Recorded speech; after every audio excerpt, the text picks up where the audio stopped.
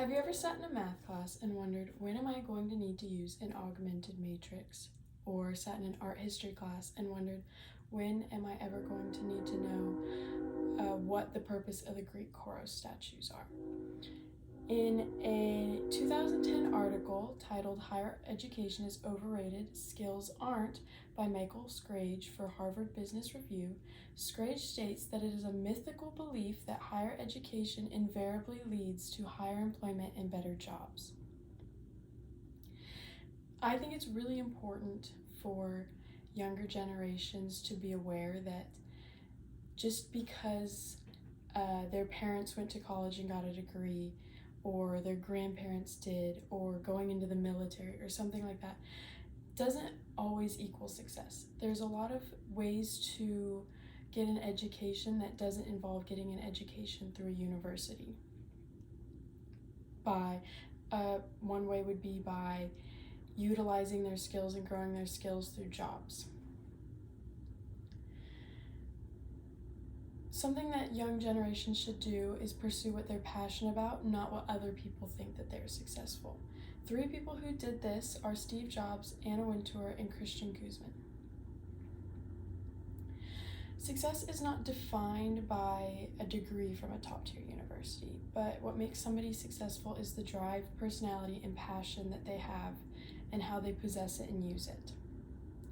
So the first person that is somebody who used their drive to give them a step up or make them successful was Steve Jobs.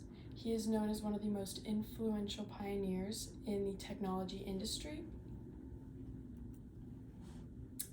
And according to a 2011 article for CNN called Steve Jobs, From College Dropout to Tech Visionary by Brandon Griggs, Griggs states that Jobs had arguably more impact than anybody on how we consume content in the digital age. So Jobs went to school in Oregon. He went to Reed College, and he dropped out after one of his first semesters because he decided it just wasn't for him. He went and got a job working with Bill Gates for Microsoft. This was when Microsoft was a relatively new startup, and he met his co-founder of Apple, Steve Wozniak. They founded Macintosh. I guess they founded Macintosh in Steve's parents' garage. That's where they built the first computer. And now, Macintosh, now Apple, has more than $70 billion in cash reserves. But drive isn't the only important thing for success. Having a strong personality is useful as well, and somebody who entails this really well is Anna Wintour. She's the Vogue editor-in-chief for Condé Nast. She has been dubbed one of the most prominent figures in the fashion industry. She has been the editor-in-chief for Vogue since 1988. And according to a 2019 article by Madeline Stone and Rachel Eskinsai, they wrote for Business Insider, it's titled Vogue's editor-in-chief Anna Wintour is worth an estimated $35 million from her first job in retail to front row seats at New York Fashion Week. They state that under Wintour, Vogue has reestablished itself as a dominant American fashion magazine. So Vogue is a magazine that's in a whole bunch of countries. There's Vogue Spain, Vogue Israel, Vogue India, Vogue China. Wintour herself, she didn't go to college. She went to an all-girls school for ages 4 to 18. It was called North London Collegiate School. She never pursued a college degree. Her father was a very well-known journalist in London, and he thrust her right into journalism and got her jobs in the fashion industry.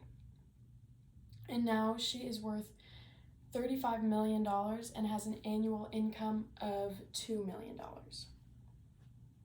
She also is one of the head procurers of the Met Gala every year, which is known as one of the biggest fashion events of the year.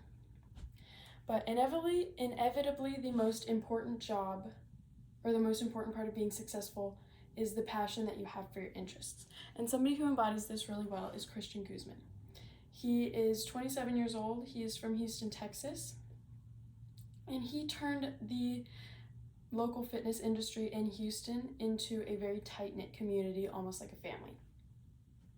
So he started a YouTube channel, and he gained notoriety from a video playlist called Summer Shreds. And it was basically a video playlist of him documenting his journey for bodybuilding competitions. So he went to Texas Christian University, and he was only enrolled for one semester before he dropped out and decided college wasn't for him. He didn't like what he was learning. It had nothing to do with him starting his own business, being an athlete, and being a bodybuilder. His business started small. He rented out a small space, only had a small amount of equipment, and he has slowly but surely grown and is continuing to grow and expanded his business ventures. He just recently purchased a plot of land to build 2 more gyms and a hotel. He has sponsorships with energy drink companies and has just started his own healthy eating and nutrition application. These are not the only qualities that make somebody successful, but they're some of the most important. Having drive, a strong personality, and passion is very important in today's society for somebody who wants to be successful. A college degree does not define who you are and what kind of success you're going to have, no matter what anybody says, as long as you're happy in doing what you want to be doing. And there are many people in the corporate world and numerous industries that did get where they are by having degrees, but there's even more people out there who do not have college degrees and have gotten as much success as they think they need. And success is not defined by how much money that one has. It's about the happiness that they're doing, or they're getting from what they're doing. So it makes you think, does somebody you know who you consider to be successful actually have a college degree, or did they get to where they're going by doing something that they love?